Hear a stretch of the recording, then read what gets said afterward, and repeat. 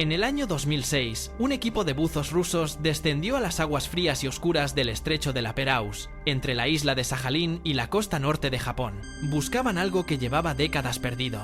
Cuando sus luces iluminaron el fondo del mar a unos 70 metros de profundidad, lo que encontraron les dejó sin palabras. Era el USS Wahoo, un submarino que la Marina de los Estados Unidos había declarado perdido en combate en octubre de 1943, desaparecido sin dejar rastro, sin señal de socorro, sin supervivientes. 63 años después de que se hundiera, un equipo de buzos rusos fue el primero en ver lo que le había pasado. Y lo que vieron contaba una historia brutal sobre los últimos minutos de ese submarino y los 79 hombres que iban a bordo. Pero lo que quiero saber yo es algo más profundo que el simple hecho de que lo encontraron. Quiero saber quién era el Wahoo, qué hacía en esas aguas, por qué tardó tanto en ser encontrado y qué nos dijo exactamente el estado del pecio cuando finalmente apareció. Porque la respuesta a esas preguntas no es sencilla. Implica al comandante más agresivo que produjo la Marina estadounidense durante toda la Segunda Guerra Mundial, una serie de patrullas que hicieron historia, una misión final al corazón del mar de Japón de la que nadie esperaba que regresara, y un naufragio que durante décadas solo fue una coordenada en los archivos secretos japoneses. Si no estás familiarizado con el Wahoo, aquí va el contexto esencial. El USS Wahoo era un submarino de clase Gato, botado en febrero de 1942 y puesto en servicio activo el 15 de mayo de ese mismo año. Era un submarino de ataque oceánico, diseñado para operar durante semanas en aguas enemigas sin apoyo de superficie. Medía casi 92 metros de eslora y desplazaba unas 2.000 toneladas en inmersión. Llevaba armamento de torpedos, un cañón de cubierta y una tripulación de aproximadamente 80 hombres. En términos de diseño, el Wahoo no era nada excepcional. Era uno de los muchos submarinos que la Marina estadounidense estaba enviando al Pacífico en masa después de Pearl Harbor. Lo que lo convirtió en leyenda fue su comandante. En enero de 1943, el teniente comandante Dudley Walker Morton tomó el mando del Wahoo. Morton tenía 40 años y un estilo que contrastaba con casi todo lo que se consideraba normal en la Marina de los Estados Unidos. Sus superiores lo describían como agresivo hasta el límite. Sus hombres simplemente lo adoraban. Se hacía llamar Mush, como en Mush Mouth, que vendría a significar algo como boca blanda, aunque había pocas personas menos blandas que él. Morton tenía una filosofía muy simple. Un submarino estadounidense debería atacar cada vez que tuviera la oportunidad, sin esperas, sin dudas, sin dar ventaja al enemigo. Antes de su primera patrulla al mando, reunió a su tripulación y les dijo algo que se repetiría en la historia submarina de la guerra. Caballeros, el USS Wahoo siempre estará a la ofensiva. No era retórica, era una promesa que pensaba cumplir. La primera patrulla de Morton al mando del Wahoo fue en enero de 1943 y fue inmediatamente distinta a cualquier cosa que el submarino hubiera hecho antes. Morton llevó el Wahoo al interior de la bahía de Wewak, en Nueva Guinea. Wewak era una base naval japonesa. Meterse dentro de la bahía con un submarino era extraordinariamente arriesgado. Los bajíos, las patrullas enemigas, la posibilidad de quedar atrapado. Ningún comandante en su sano juicio lo habría intentado. Morton lo intentó, encontró a un destructor japonés en el interior de la bahía y lo hundió. Luego salió sin recibir un solo rasguño. Ese mismo mes, el Wahoo encontró un convoy japonés y pasó el día entero atacándolo. Un día entero, 12 horas persiguiendo barcos, disparando torpedos, recargando, disparando de nuevo. Cuando terminó, Morton y su tripulación habían hundido 4 barcos y dañado al menos 2 más. Fue una de las acciones submarinas más agresivas de toda la Guerra del Pacífico. Hay algo en esta historia que me dejó parado cuando lo leí. Morton fue reprendido por algunos superiores por ciertos métodos que utilizó contra las embarcaciones de rescate japonesas. Es un capítulo oscuro y debatido de su historia. Pero lo que es innegable es que, operativamente, el hombre no tenía miedo de nada. A lo largo de 6 patrullas, el Wahoo, bajo el mando de Morton, hundió 27 barcos. 27, con un desplazamiento total de más de 119.000 toneladas. En términos de tonelaje hundido, el Wahoo se convirtió en uno de los submarinos más letales de la historia de la Marina de los Estados Unidos. Morton recibió la Cruz de la Marina, entre otras condecoraciones. Sus hombres recibieron premios colectivos. El Wahoo era el tipo de submarino del que se escribían artículos en los periódicos y que hacía que los jóvenes quisieran alistarse. Entonces llegó la 7ª patrulla. En septiembre de 1943, el Wahoo recibió órdenes para su 7ª patrulla. El objetivo era el Mar de Japón. Detente un momento y piensa en lo que eso significa. El Mar de Japón es el mar interior que queda entre las islas japonesas, la península de Corea y la costa soviética. En 1943 era, en términos prácticos, un lago japonés. Los barcos mercantes que navegaban allí lo hacían sin casi ninguna escolta, porque nadie esperaba que los submarinos estadounidenses pudieran llegar hasta allí. Las rutas de suministro hacia el continente asiático atravesaban esas aguas con relativa libertad. Para entrar en el mar de Japón desde el Pacífico, un submarino tenía que pasar por uno de varios estrechos y poco profundos, todos ellos vigilados y peligrosos. El camino que Morton eligió para el Wahoo fue el estrecho de la Penrose, también conocido en japonés como el estrecho de Soya. Separa la isla de Hokkaido, en el norte de Japón, de la isla de Sajalín, que entonces era territorio soviético. El estrecho tiene alrededor de 40 kilómetros de anchura en su punto más estrecho. Es poco profundo, de unos 50 a 70 metros en muchas zonas, y en 1943 estaba sembrado de minas y patrullado por aviones y embarcaciones japonesas. Meterlo por allí a un submarino era, en el mejor de los casos, un movimiento arriesgado. Morton lo intentó igualmente. El Wahoo entró en el mar de Japón en torno al 20 de septiembre de 1943. Lo que ocurrió durante las siguientes semanas se puede reconstruir parcialmente gracias a los registros japoneses y a los informes de daños que dejó el propio Wahoo antes de perder el contacto.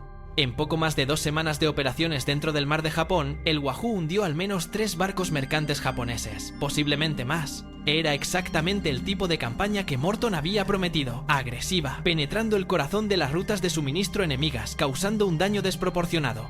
El problema fue el regreso. Para salir del mar de Japón, el Wahoo tenía que volver a pasar por un estrecho. Morton eligió de nuevo el estrecho de la Penrose.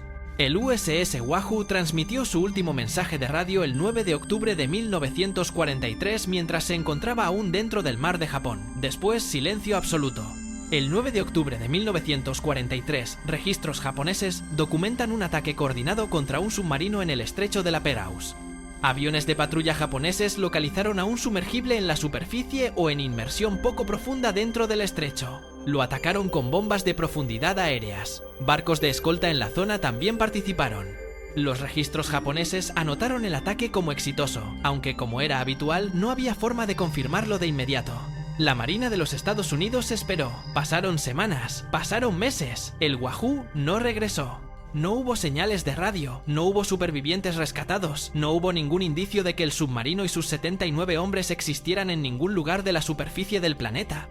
El 23 de diciembre de 1943, la Marina de los Estados Unidos declaró oficialmente al USS Wahoo perdido con todos sus tripulantes, presumiblemente hundido en acción de guerra. Presumiblemente hundido era la frase, porque nadie sabía exactamente dónde, y nadie sabía cómo. Aquí está lo que me resulta más estremecedor de esto. Durante décadas, la única información disponible sobre el destino del Wahoo era la que procedía de los archivos japoneses que se desclasificaron después de la guerra. Los japoneses sabían que habían atacado algo en el estrecho de la Penrose ese día. Los americanos tenían la desaparición del Wahoo. 2 más 2 daban 4. Pero el pecio en sí, la prueba física de lo que había ocurrido, estaba en el fondo del estrecho, en aguas que durante décadas fueron soviéticas. Este es el detalle que cambia todo. El estrecho de la Penrose no estaba en aguas norteamericanas, estaba en aguas soviéticas y después rusas. La posibilidad de que la Marina de los Estados Unidos enviara una expedición a buscar el Wahoo durante la Guerra Fría era sencillamente cero.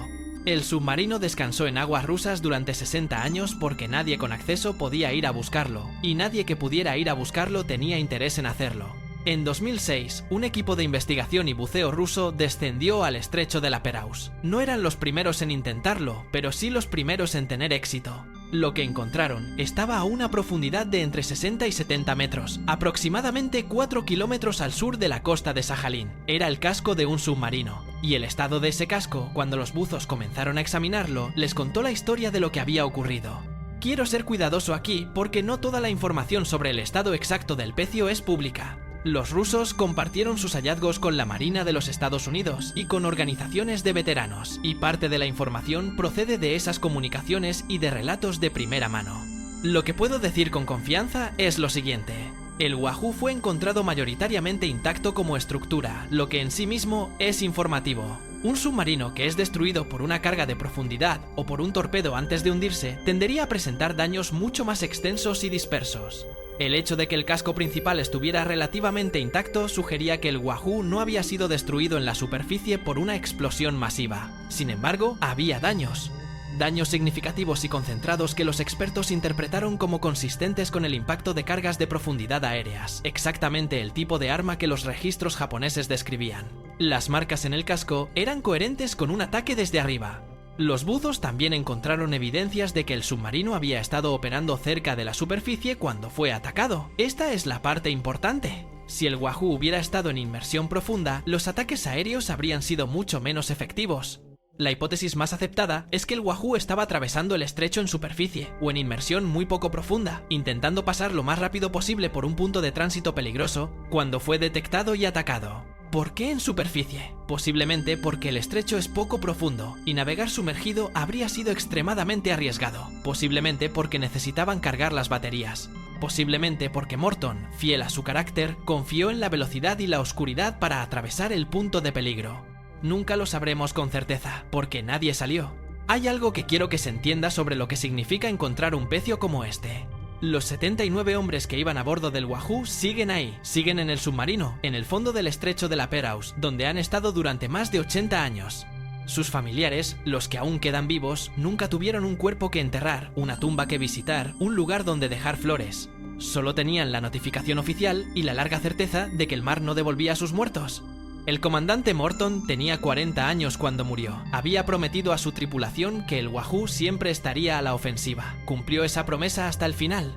La séptima patrulla, la que lo mató, fue también una de las más audaces. Un submarino americano en el corazón de las rutas marítimas japonesas, causando daños donde nadie esperaba encontrarlo. Cuando la noticia del descubrimiento llegó en 2006, los veteranos de submarinos y las familias de los tripulantes reaccionaron de una manera que dice mucho sobre lo que significa encontrar algo que se creía perdido para siempre. No fue solo alivio, fue algo más complicado.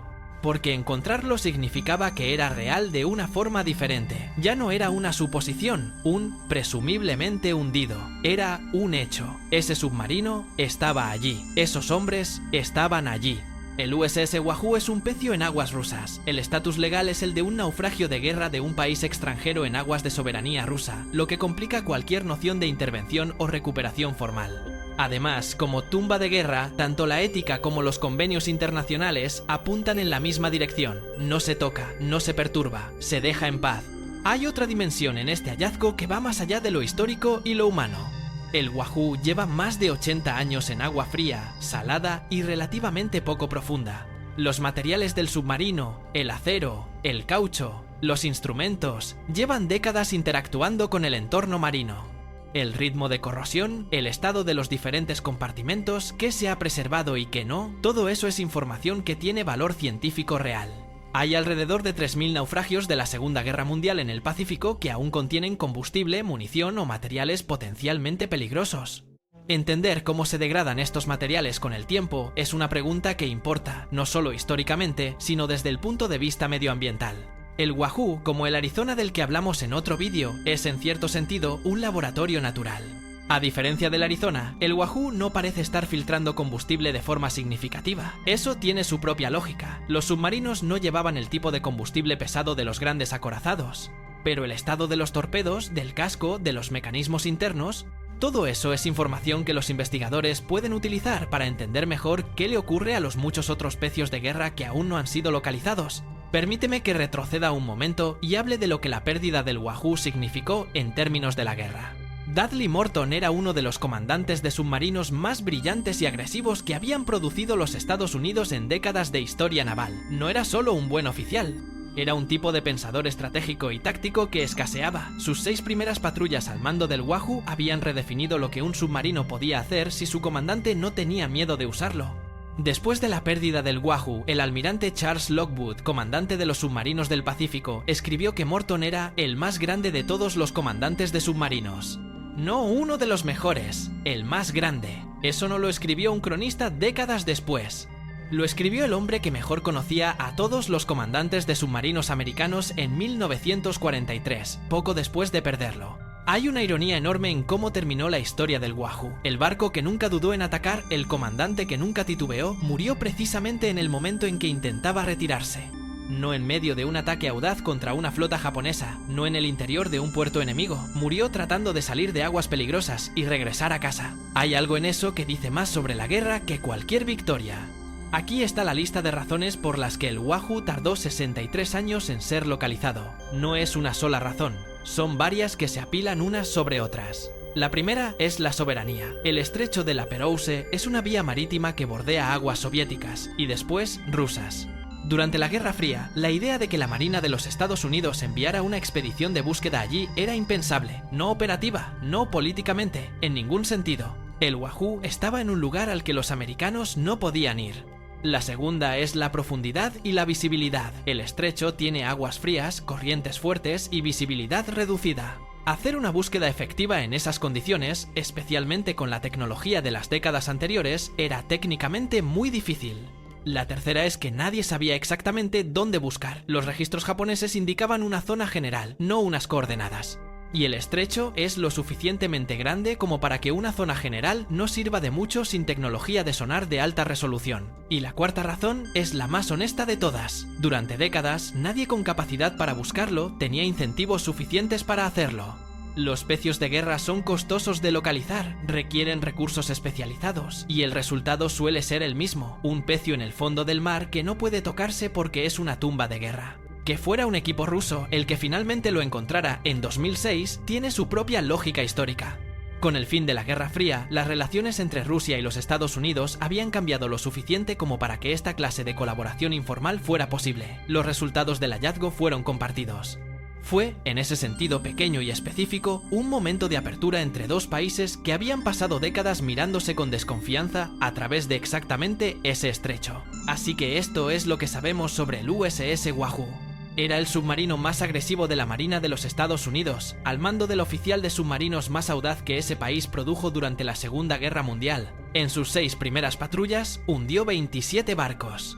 En su séptima, se adentró en el mar de Japón cuando casi ningún otro submarino americano lo había hecho, causó daños significativos en rutas de suministro que los japoneses consideraban seguras, y fue interceptado y destruido mientras intentaba regresar a través del estrecho de la Perouse en octubre de 1943. Pasó 63 años en el fondo del estrecho, en aguas que durante décadas fueron inaccesibles para quienes habrían querido buscarlo. Cuando finalmente fue encontrado, lo encontraron otros, un equipo de buzos rusos que descendió a 70 metros de profundidad en aguas frías y localizó lo que quedaba del submarino. Lo que encontraron confirmó lo que los registros japoneses decían desde hacía décadas, que el Wahoo fue atacado por aviones y destruido mientras atravesaba el estrecho. El estado del pecio contó la historia de sus últimos minutos con la claridad brutal que solo tienen las evidencias físicas. Los 79 hombres que iban a bordo siguen allí, en las aguas entre Sajalín y Japón, en un submarino que en su día fue el más temido de todo el Pacífico. No hay planes de recuperación. No hay posibilidad de recuperación. El lugar donde descansan es su tumba permanente, en uno de los pasos marítimos más peligrosos por los que nunca debería haber intentado navegar nadie, pero por el que Morton navegó de todas formas porque eso era lo que hacía siempre.